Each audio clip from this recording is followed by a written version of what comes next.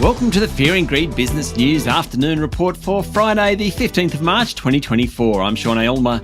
Every afternoon, we've got the 5 stories that happened today that you need to know about. Story number 1, the S&P ASX 200 closed down 0.6% today to 7,670 points, taking the loss for the week to about 2.2%. Mind you, a week ago, the bourse hit a new record, so the pullback isn't unexpected. Most of the top 10 stocks fell today. Commonwealth Bank and Westpac both dropped more than 1%, although NAB closed a touch higher.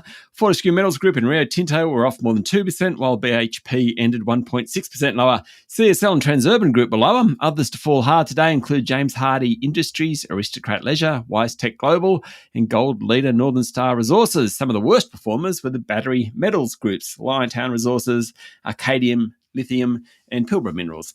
Energy giants Woodside and Santos bucked the trend on the back of higher oil prices. In fact, the best performer on the ASX 200 was an energy group, Strike Energy. It finished up more than 6%.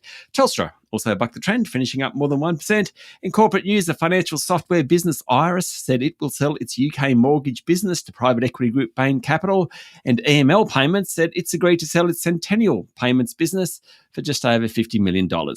Story number 2, aged care workers will get another pay rise, this time of up to 13.5%, after the Fair Work Commission found their work has been undervalued. It follows an interim judgment last year that gave more than 250,000 direct care workers a 15% pay rise. Put that together, getting close to 30%. The Commission found there had been historic gender bias against female aged care workers, which led to lower remuneration. But rather than awarding an across-the-board increase for direct aged care workers, the Commission has awarded a series of further increases on top of the 15% awarded last year. They range from 13.5% for personal care workers with level 5 certification to 3.2% for level 2 certified workers.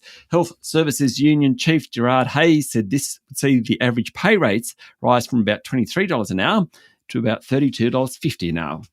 Story number 3, a British judge has ruled that Brisbane-born computer scientist Craig Wright did not invent Bitcoin, ending speculation, at least legally, that's been going on for about a decade. Mr. Wright claimed to be Bitcoin inventor Satoshi Nakamoto, and after a 6-week case in London, High Court Judge James Mellor said that the evidence is overwhelming that Dr. Wright's claims are false, and he's not the author of the Bitcoin white paper that kicked things off back in 2008. Justice Mellor said his written judgment will come in due course. Now, that white paper explained how Bitcoin would work and triggered the cryptocurrency's creation. Satoshi disappeared in 2011, seemingly with a cache of Bitcoin that would now be worth about $110 billion. Dr. Wright wanted to establish that he is Satoshi and claim ownership of the intellectual property of Bitcoin. Not to be. Story number 4, the boss of Tabcorp has quit after the board launched an investigation into whether he used inappropriate and offensive language.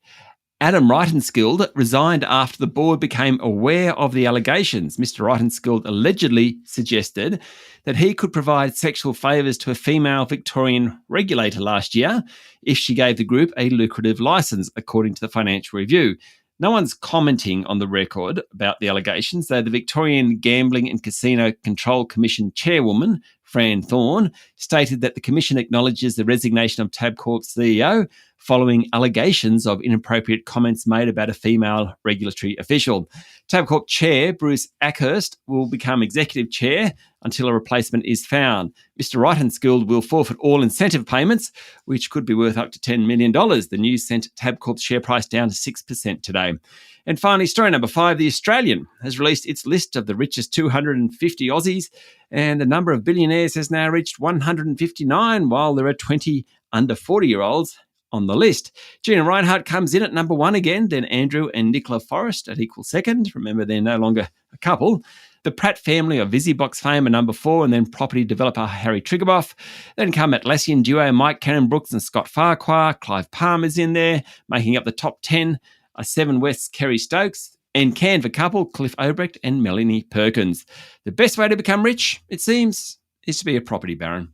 That's it for the afternoon report for Friday the 15th of March 2024. Michael Thompson, Anna Lang and I will be back tomorrow morning with the weekend edition of Fear and Greed Business News. I'm Sean Aylmer. Enjoy your evening.